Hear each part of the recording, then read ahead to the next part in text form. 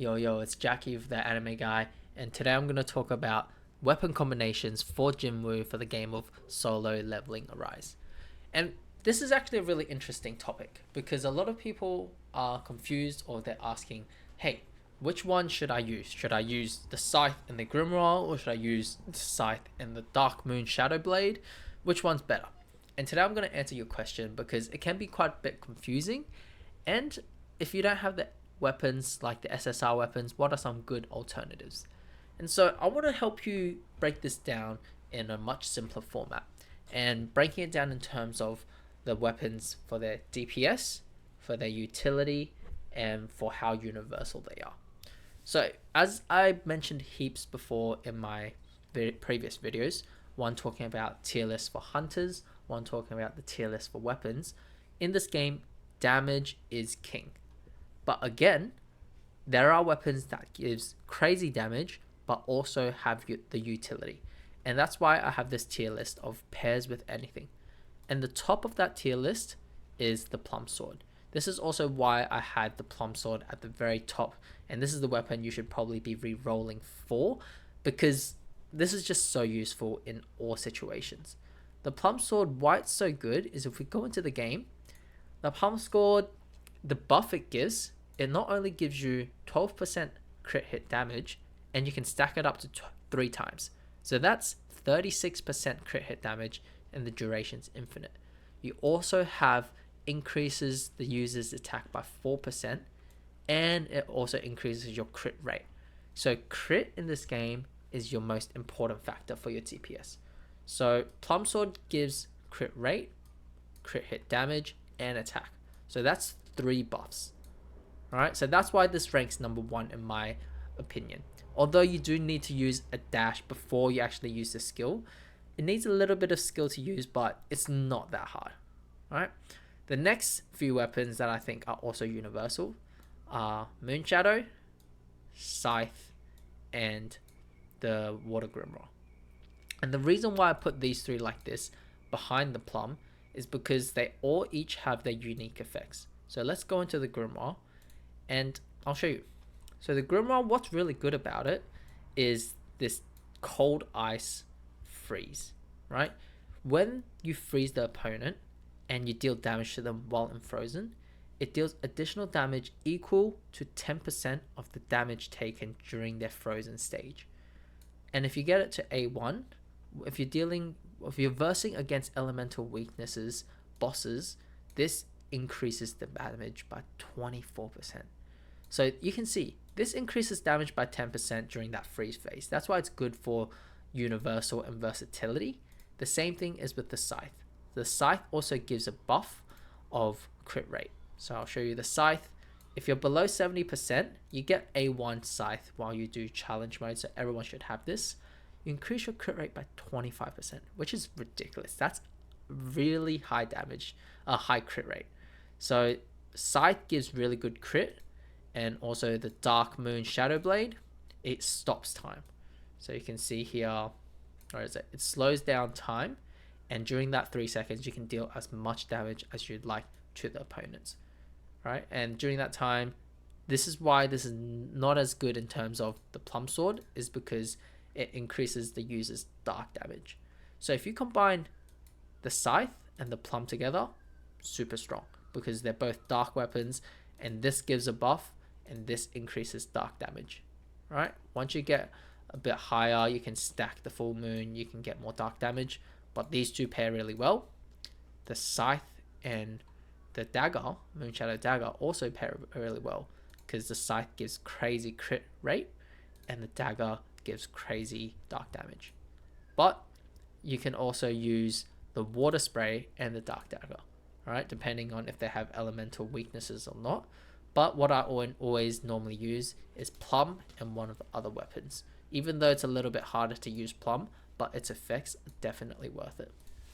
Right, so that's the 4 universal weapons.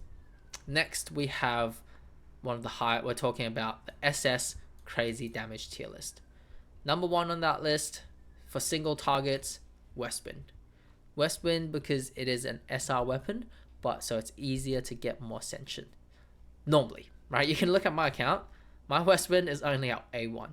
A lot of people I've seen free to play, you can get it to A3, A5. They had no problems. I've just been not so lucky. So Westwind is definitely one. You also have Scatty. Scatty is really strong in terms of water damage, and because you'll need this later down the line for Vulcan. So I would pair either Plum and Westwind. I would pair Plum and a Scatty, or even Scatty and Grimoire, because they're both water elements. So water together, elements together are usually really good. Okay. Same thing. Demon's Longsword, honestly, I don't use too much, and I don't think it's that good in terms of the other weapons, just because they have a lot more versatility and strength compared to the Demon's Longsword. I still think this is probably the bottom of all the SSR weapons, because Vulcan's Rage got a buff, the Huntsman also deals break damage, and it has some pretty good buffs when you use them. So that's how I think about those weapons. Now the SR weapons, right? This is where it gets interesting, because a lot of you would have more SR weapons than the SSR. So first of the bat, I definitely want to talk to you about this. This Orb of Avarice is so strong, especially when you're versing like the Wolf. This deals a crazy amount of damage. As I said before in my previous video, I have A1 Book, A1 Moonshadow at level 80, and I have A3 Orb of Avarice at level 60. And this deals more damage than these two.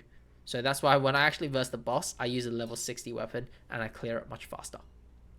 Alright, so Orb of Avarice is really good. You can pair this with the Vulcan, you can pair this with the Plum. Right? What you also can do in terms of fire damage is using the Night Killer. Night Killer and the Kasaka Blades melt the Wolf. So if you're having trouble clearing your instant dungeon, these two together will absolutely destroy it. You can definitely beat the last stage of the Wolf just by using these two SR weapons. Okay. Some other good honorable mentions is Orb of Avarice and your book. These two fire books is because the orb will suck everyone in terms of like a vacuum, suck all the mobs in, and the book just explodes and destroys them. Same thing, that's why you also have the Vulcan. The Vulcan destroys the mobs, but it also gives you a shield. So you use this first, then you use one of these two skills, depending on which one you have. Okay, that's the fire. Then you also have Baruka's Blade. Now, Baruka's Blade is really good for like the dragon, because every attack that you attack on the dragon is considered a back attack, and it gives you a crazy amount of crit if you have the high ascensions. So you see, I don't really use Baruka's Dagger, but on A3, when the user lands a back attack, increases your crit hit rate by 20%. So this is a crit hit damage one. So if you have A3, you can have Baruka's Dagger, and you can also have the Scythe. This is why the Scythe is a universal weapon, because it increases it by 25%. So what's that? 25 plus A3, 20%. That's 45%. If you have the soft cap of 50% on Jimbu, then that's 95% crit rate. And look at it. When you get to A5, you have it of 40% crit hit rate. So if you pair this with a Scythe, if you pair it with Plum, you can basically get 100% crit rate. Or you can even pair it with Westwind. Right? With Westwind, you continue to stack your bullets, you get more damage, right? And then when you get more crit hit, and you have Baruka's Dagger, you just melt the dragon. So that's the other part.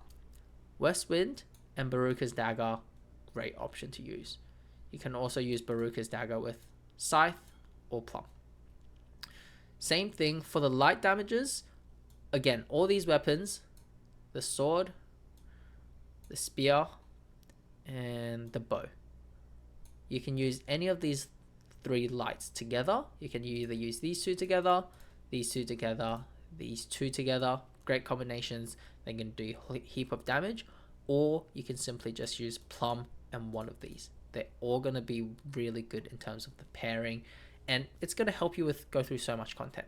This is why Plum, in my opinion, is the #1 weapon, even till this day with new weapons like Scatty, and even later on, like I don't know if they're going to put another universal one like the Plum, but so far you can use the Plum with everything, so that's why it'll be your first top tier in terms of investing for weapons. Now honorable mentions would be like this water sword here and the broad, like the Orc's broadsword. I would probably put them behind this Demon's longsword SSR here, just simply because there's quite a lot of good water weapons, right? You have the book, you have Scatty, you also have Kasaka blades. If you don't have those three water weapons and you really want a water weapon, you can use this, but it's probably not needed because for a lot of content, you can clear enough with the dark weapons.